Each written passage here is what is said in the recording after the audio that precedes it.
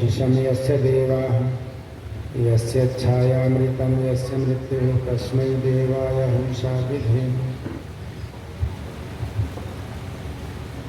आदर के योग्य कथावाचक आदरणीय सत्यक्षु मुनि जी, सन्यासी वृंद, पूजा के योग्य मातृशक्ति, समुपस्थित धर्मविलासी सज्जन, निरंतर आप बड़े सरल शब्दों में शास्त्र के मर्मों की व्याख्याएं आदरणीय हमारी कथावाचक जी से आप सुन रहे हैं। देखो, परमपिता परमात्मा जब सदप्रेरणा देता है और आदमी के कल्याण का मार्ग प्रशस्त करता है, तब ऐसी सद्बुद्धि देता है जो लोग कथा कराने के लिए, कथा सुनने के लिए प्रेरित होता है। आप सबका सौभाग्य है कि आप वेद कथा यहाँ सुन रहे हैं, पर यह ध्यान रखो कि हमारे समाज में कुछ भ्रांतियाँ करनी पैदा, वो भ्रांतियाँ ये पैदा कर दी कि बस कथा सुन लो और उद्धार हो गया। कथाओं भीड़ खूब होती है वृंदावन में, देखो कथा सुनो, कथा सुन के ही उद्धार हो जाता। मैं इधर गया अजमेर के पास एक गांव में कार्यक्रम चला, रात में भारी भीड़ हुआ था और जहाँ कथा होती थी माता वहीं सो जाया कर, आधे से ज़्यादा सो जाया कर। कथा खत्म हो, रात तक चले, खत्म हो, मैंने कहा तुम यहाँ आती बस सो हो जाती। ये स्वामी कान में तो जा ही रही है, ये कान में तो जा ही रही है, सो जाओ तब भी कान में जा रही, उद्धार तो हो ही जाएगा। तो ये मैंने कहा कितनी भोली माताओं बहनों, ध्यान रखो, कथा सुनने से ही केवल उद्धार हो जाता तो परमात्मा केवल कान बनाता। सुन लेते, परमात्मा ने कथा सुनने के लिए कान बनाई, फिर बुद्धि दी। इससे क्या है, सोचो जो कहा जाता है वो सही है या नहीं है। परमात्मा ने सुनने के लिए क्या बनाए, बोलो, कान, और सोचने के लिए क्या दी, बुद्धि। कानों से सुनो और बुद्धि से सोचो और आंखों से देखो जो कहा गया है वो सही है या नहीं। कानों से सुनो, बुद्धि से सोचो, आंखों से देखो, पैरों से चलो, हाथों से करो तो फल मिल जाएगा। और इनमें एक भी चीज काट दी तो फल नहीं मिलेगा फिर। इसलिए कथा बड़ी ध्यान से सुना करो। हमारे यहाँ कहा गया यदि पात्र नहीं है तो फिर सुनना सुनाना व्यर्थ हो जाता है। आप लोग भी पात्र बने। पात्र बनता है आदमी, पहले पात्र समझो किसे कहते हैं। पात्र उस चीज को कहते हैं जिसमें कोई चीज रखी जाए तो सुरक्षित रह जाए, समझ गए ना। चीज एक ही होती है, यदि अच्छे पात्र में हो जाएगी जाकर उसके गुण बढ़ जाते, और गलत पात्र में आ जाए तो गुण अब गुण बढ़ जाते। एक मोटा सा उदाहरण, दही है। दही को आप मिट्टी के सकोरे में रखें तो गुण बढ़ जाएगा, स्टील के में रखें तो ऐसा कैसे है, और तांबे के में रख दें तो खराब हो जाएगा। अच्छा, दही वही है, दही एक ही है, अंतर किसका है, पात्रों का अंतर। पात्र यदि जैसे के तैसे रखते हो तो वो तो चार तरह की होती है, वो होता अपात्र, समझना क्या होता है, अपात्र।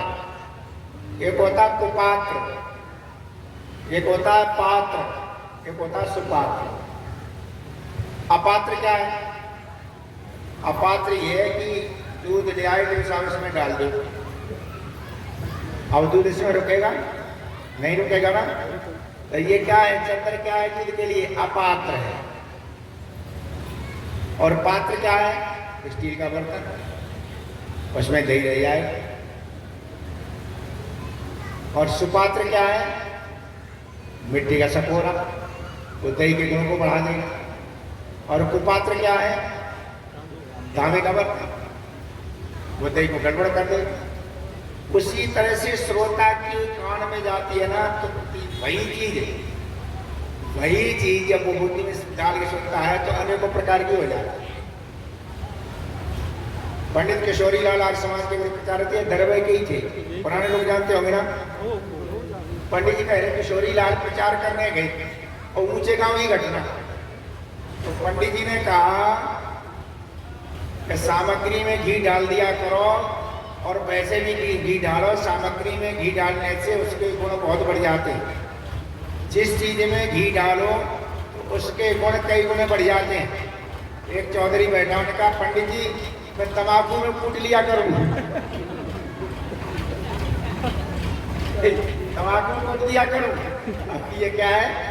ये कुपात्र है। कहा कुछ है, करता कुछ है, जाकर तो उस चीज को उल्टा ले लेना।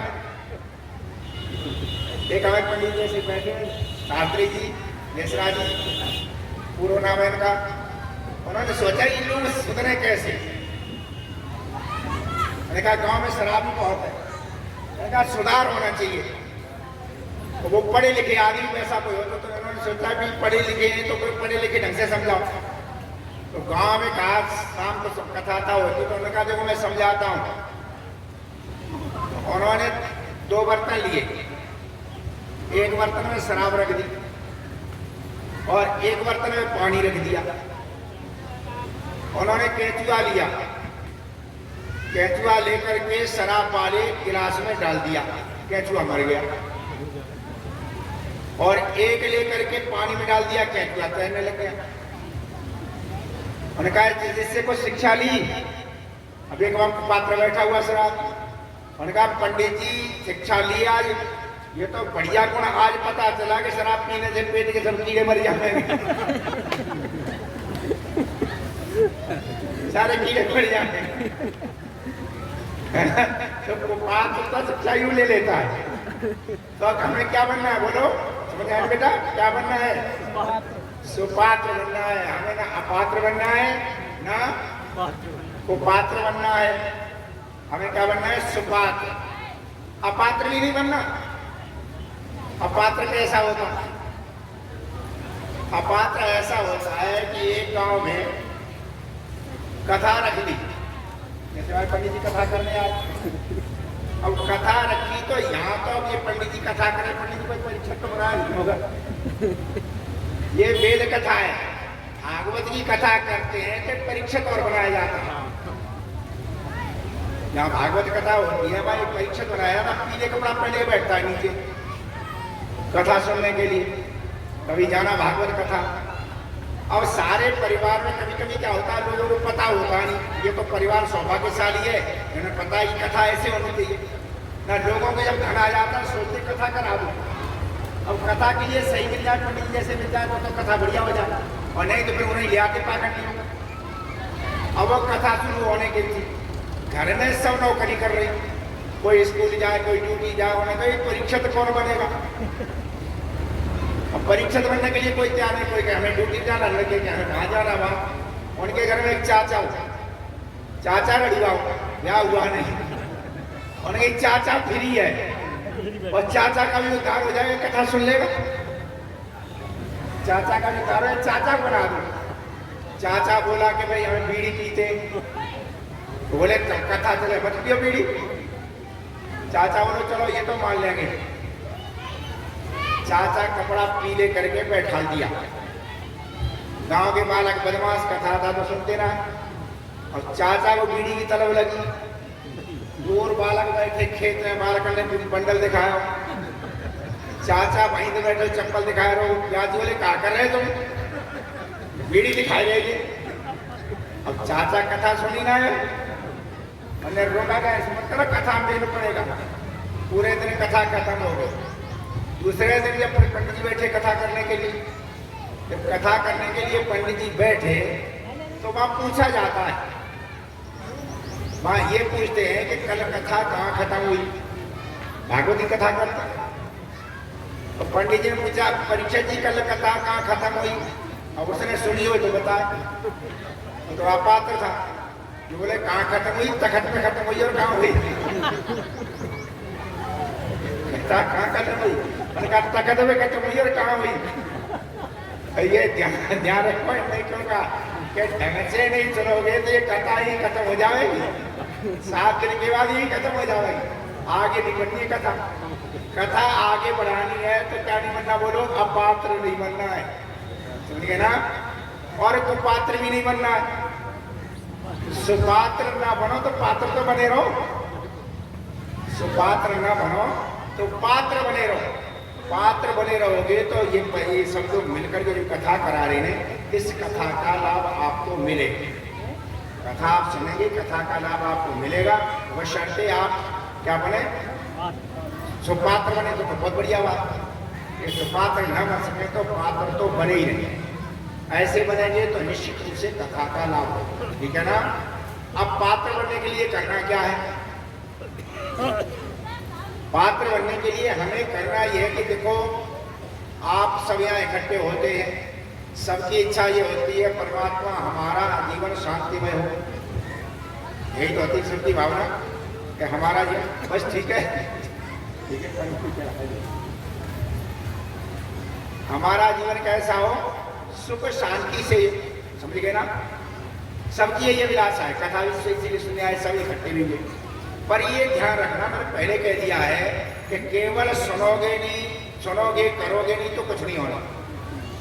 हमें करना नहीं है, करेंगे जिन्होंने किया है। देखो, जन्म कर्म के लिए मिला है, कर्म तुम्हें सुख देगा। जन्म कर्म के लिए मिला है, कर्म तुम्हें सुख देगा। जिसके जितने हाथ बढ़ेंगे वो उतना ही लेगा, जितने हाथ बढ़ेंगे आप उतना ही लेंगे। परमात्मा की व्यवस्था ऐसी, परमात्मा की व्यवस्था क्या है कि आप जितना पुरुषार्थ करेंगे आपको उतना ही मिलेगा। कथा सुनो, कथा के अनुसार अपने जीवन में उतारो। कथा काय के लिए की जाती है? आपके जीवन में शांति आए, आपके जीवन में सुख आए, इसलिए तो कथा की जाती है। परिवार हमारे अशांत हो रहे, कारण क्या है? कथा केवल सुनते हैं, परीक्षा की तरह ही कथा खत्म कर देते हैं। और उसका दुष्परिणाम क्या हुआ? उसका दुष्परिणाम आपको पता है कि घर घर अखंड रामायण के पाठ हो रहे हैं, परिवार खंड खंड हो रहे हैं। अखंड रामायण के पाठ घर घर है, परिवार खंड खंड हो रहे हैं। देवी जागरण खूब होते हैं, घर की देवियां सब सोई पड़ी, उन्हें होश ही नहीं। घर घर शिक्षा की दुकानें खुल गई हैं, मूर्खता उतनी बढ़ रही। घर घर जाकर के गली गली में डॉक्टर बैठ गए हैं, बीमारियां उतनी बढ़ रही। देखो ना, समस्या बढ़ती चली जा रही है। उसका कारण यही है, केवल हम सुनते हैं, आगे कुछ करते ही। सुनने के साथ करें, आपके घर परिवार में परिवर्तन आएगा, आपके जीवन में परिवर्तन आएगा। आप परेशान होने वाले, धन्यवाद। आप परेशान हैं अपने वर्तमान जीवन से, तो करना क्या है? इस परेशानी को दूर करने के लिए हमें चलना है। हम अपने स्वभाव से परेशान हैं, घर से परेशान है, परिवार से परेशान है, जो कहीं का जहां कहीं में। अच्छा, परेशानी दूर करने का एकमात्र उपाय क्या है? विचार। व्यक्ति किससे बनता है? विचार से। व्यक्ति हमेशा विचार से बनता है। विचार सही बन जाएंगे तो सारा संसार स्वर्ग में बन जाएगा, और विचार नहीं सही है तो सारा गड़बड़। सारा विचारों का खेल है। मनुष्य विचार से बनेगा, जैसे विचार बने वैसा मनुष्य बन जाता है। विचार गड़बड़ होंगे तो मनुष्य गड़बड़ हो जाता जाकर। और विचार कैसे बनेंगे? विचार बनेंगे तब जब अच्छी अच्छी कथाएं कराओ, अच्छी अच्छी कथाओं का श्रवण करो, अच्छे अच्छे मनीषी विद्वानों को बुलाने से क्या होता है? 7 दिन या 4-5 दिन, 7 दिन हमारे पंडित जी आए कथा करके गए कि ये मत समझना कि 7 दिन में सारा ये गांव बदल जाएगा ना, परिवार में लिखा संभव नहीं है। लेकिन इससे लाभ क्या है? इससे एक लाभ ये हो जाएगा कि गांव में एक सुंदर सा वातावरण बन जाएगा। घरों के, परिवारों के जहां वातावरण बने होते हैं वहां सुधार सरल है। जिन परिवारों के वातावरण में, जिन गांव का वातावरण गया, देश का वातावरण गया, वहां पर सुधार बड़ा कर।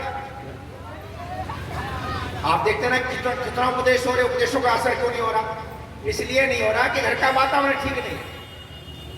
घर का वातावरण ठीक होगा तो उपदेश कारगर हो जाएगा। घर का वातावरण ठीक नहीं, पहले समझो वातावरण कहते हैं किसी, वात कहते हैं वायु को, आवन कहते हैं ढक्कन को। ये पृथ्वी है ना, पृथ्वी पर ये वायु का जो चारों ओर वायु वायु क्या कहलाता, वातावरण कहलाता। ये दो काम करता है। पहला काम तो ये करता है कि ऊपर से पृथ्वी पर कोई विपत्ति आएगी, ये वातावरण रोकता है। कई बार आपने अखबारों में पढ़ा होगा कि ऊपर से कुछ टुकड़े आ गए, कुछ उल्का पिंड टूट रहे, पृथ्वी पे आ गई तो हानि होगी, फिर बाद में कहते हानि नहीं होगी, यहाँ के वातावरण में घिस करके और वो बालू के समान हो जाएगा और हो जाते हैं। तो वातावरण पहला क्या करता है बोलो, तो बाहर से हुए आक्रमण को वातावरण क्या करता, रोकता है। दूसरा क्या करता वातावरण, दूसरा वातावरण ये करता है कि हमें जीवन देता। वायु ना हो तो हमारा जीवन होगा, बिल्कुल नहीं होगा। वातावरण दो काम करता है। आप अपने घर का, परिवार का वातावरण बना देंगे। वातावरण बनेगा कैसे, अच्छे व्यक्तियों के संग से। स्वामी ध्यान ने लिखा है, जिसे अपने परिवार को उन्नत करना है, उन्होंने कहा वो नित्य प्रति वेद के विद्वानों को अपने घर पर बुलाए, बच्चों में माहौल बनाए अपना। आज सब कुछ गड़बड़ क्यों है, हमारे घरों का वातावरण, परिवारों का वातावरण बिगड़ा। और जब वातावरण बिगड़ जाए, ये ध्यान रखना, हमारी तो औकात क्या है। स्वामी ध्यान ने सत्यार्थ प्रकाश में लिखा है कि जब शकुनी जैसों का साथ हो जाए तो दुर्योधन कृष्ण जैसी की क्यों माने। सामान्य व्यक्ति थे नहीं, योगी राज कृष्ण जैसे व्यक्ति दुर्योधन को मना नहीं पाए। कितना नहीं मना पाए, इतना भी नहीं। कृष्ण ने कहा हो न्याय अगर तो आधा दो, इसमें भी युद्ध की यदि कुछ वादा हो तो दे दे, केवल 5 गांव रख ले अपनी धरती तमाम, हम वहीं खुशी से खाएंगे और जन पर हंसी न उठाएंगे, हम तलवार उठाएंगे नहीं, हम मार काट करना, तू 5 गांव ही दे दे। और दुर्योधन ने क्या कहा, सूच्य क्रमण दास्यामी बिना युद्धे न केशव, हे केशव मैं सुई की नोके बराबर भी बिना युद्ध के नहीं दूंगा। मजाक और उड़ाई क्या कहा, उनका दांत ने कारता हाथ पसारत, मांगता भीख लिहाज नहीं है। दुर्योधन बोला, दांत ने कारता हाथ पसारत, मांगता भीख लिहाज नहीं है। बाहु विशाल करहो कर वाला, सुनो यदुराज ये राज वही है। भूमि मिले नहीं सूची बराबर, कोशिश मांगो तो पाई नहीं है। बुद्धि को बेचे के आए कहाँ हो, मांगे ते राज मिला भी कह। साफ साफ कह दिया, बुद्धि बेच के आए, मांगते हमारे राज्य मिलते हो, मैं भीख तो मिल जावे। तू राज्य मांग रहा है और दिया नहीं, सबका नाश करा बैठा, दिया नहीं। ये ध्यान रखना, जब घर के परिवार के वातावरण बिगड़ जाते, आज वातावरण बिगड़ गए, जाति गजब है। यूं कहते बच्चे बात ही नहीं मानते। शहरों में तो विशेष है, तो या आचार्य जी, मम्मी पापा कहते आचार्य जी, ये बालक बात नहीं माने। वो क्या नहीं माने, मोबाइल ही नहीं छोड़ता। सारा नाश किसने कर दिया, मोबाइल।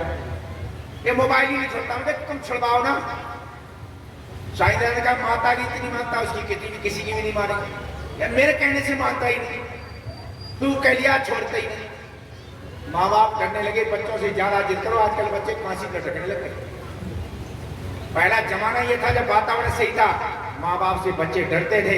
आज वातावरण बिगड़ गया है तो बच्चों से माँ बाप डर रहे हैं, बोलने की हिम्मत नहीं करते, सुधार की हिम्मत ही नहीं करते। क्यों, घर के वातावरण खराब है। हमारे अपने घर का वातावरण बढ़िया था, मैं यहाँ तक पहुंच गया। ये वातावरण कितने माता ने बनाया, पिता ने वातावरण बना दिया। हमारे बाहर से कोई आता था, हमारी माता जी कहती, जो कोई आता, कोई भी मिलने के लिए आने, हमारी मौसी आई या कोई आया तो मैं दौड़ के पैर छू लेता था।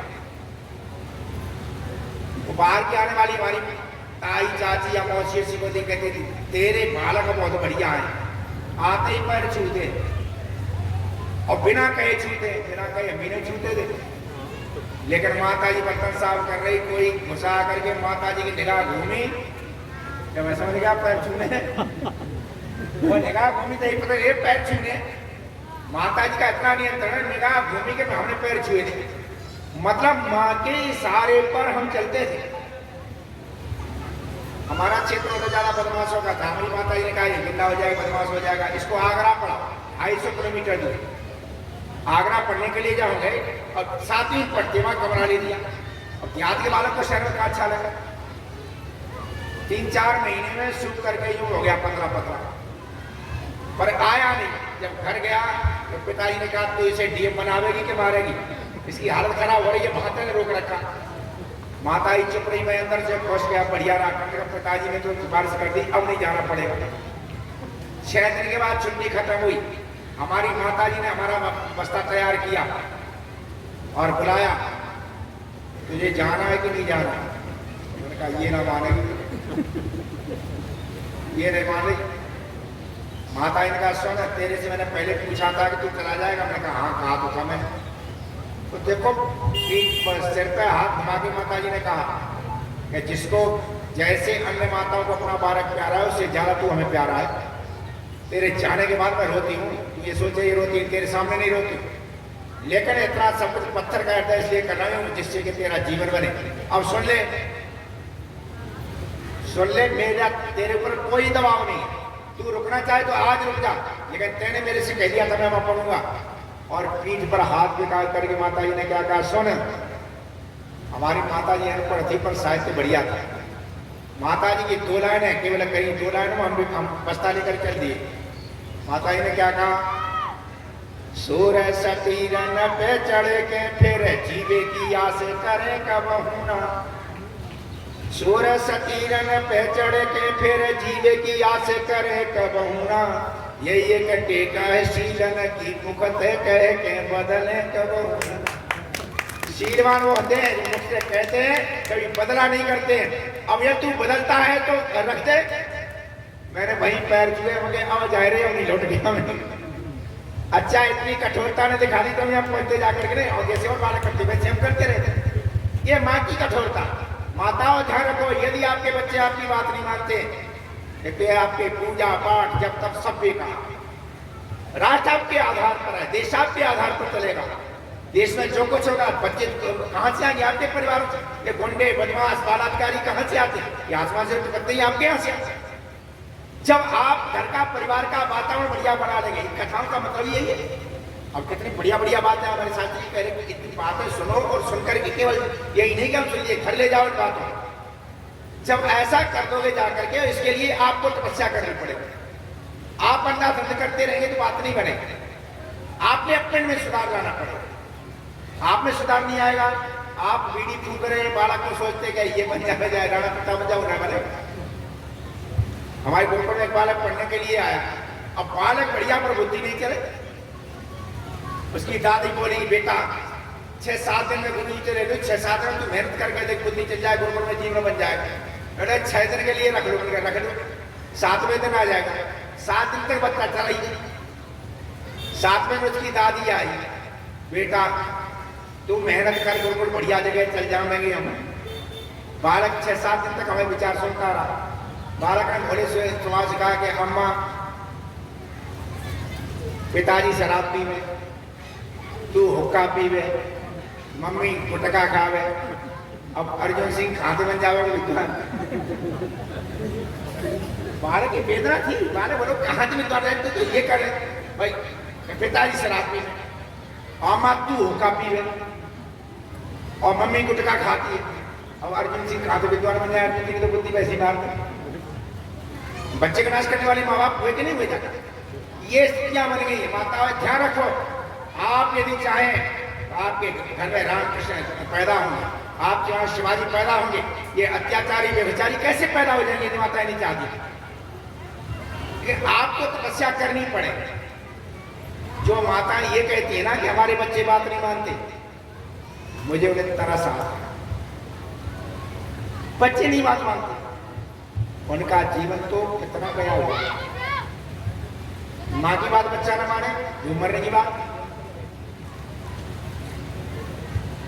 हम जब गांव में रहते पढ़ते, हमारे पिताजी को निकाला करते,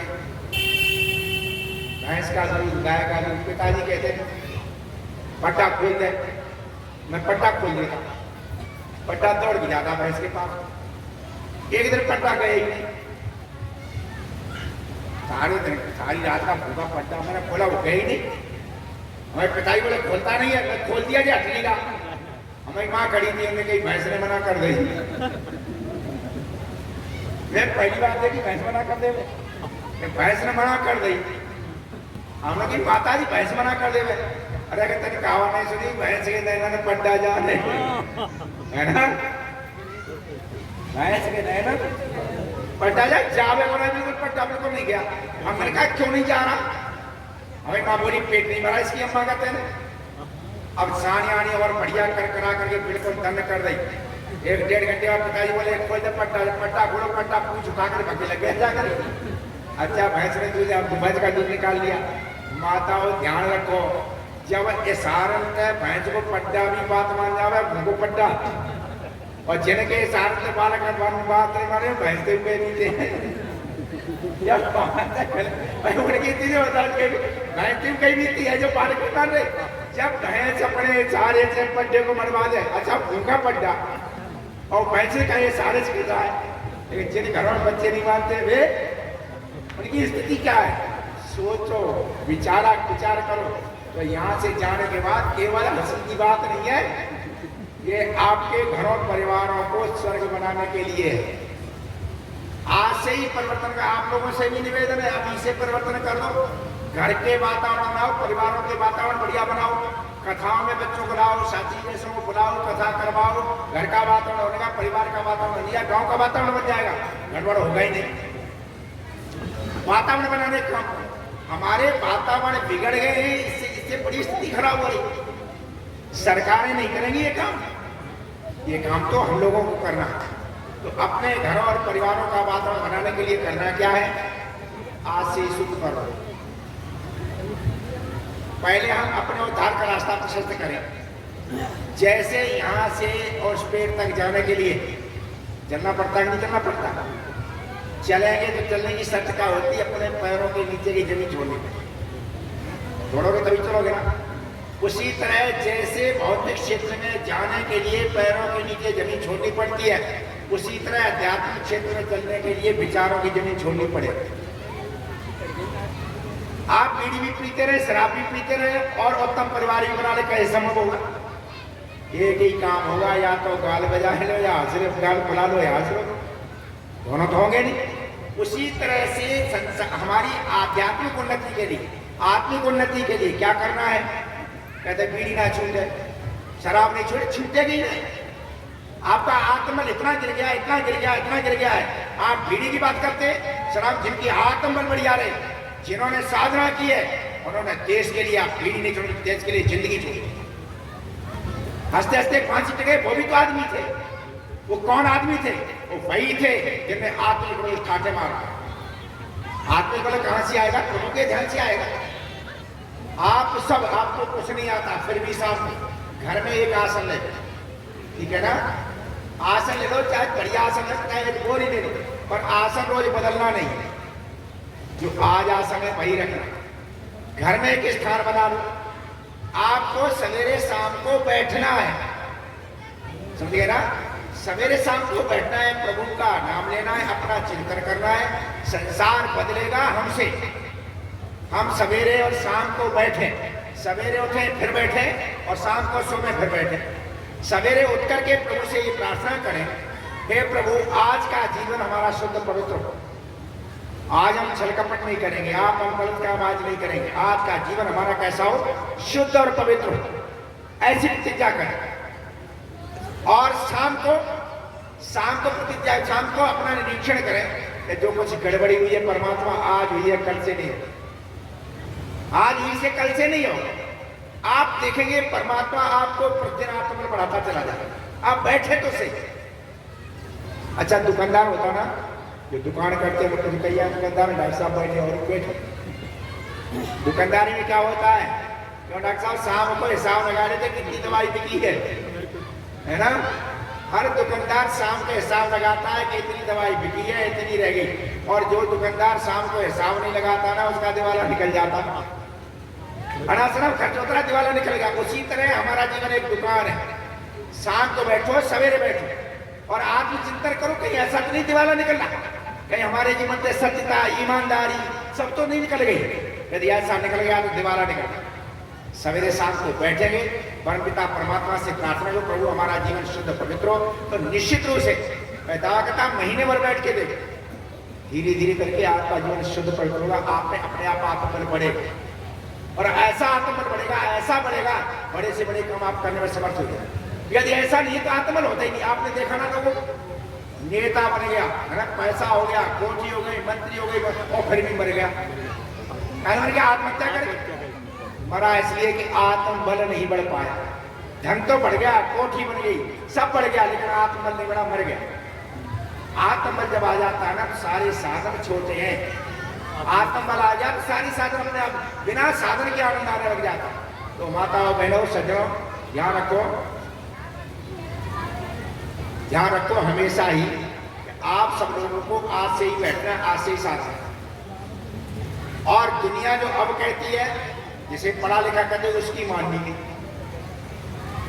आपको जो पुराने लोग हैं ना, ये इन्होंने जो संस्कार दे दिए उन्हीं संस्कारों में दो चीजें हैं। देखो, एक तो संस्कृति होती है और एक सभ्यता होती है। धन्यवाद। एक संस्कृति, एक सभ्यता।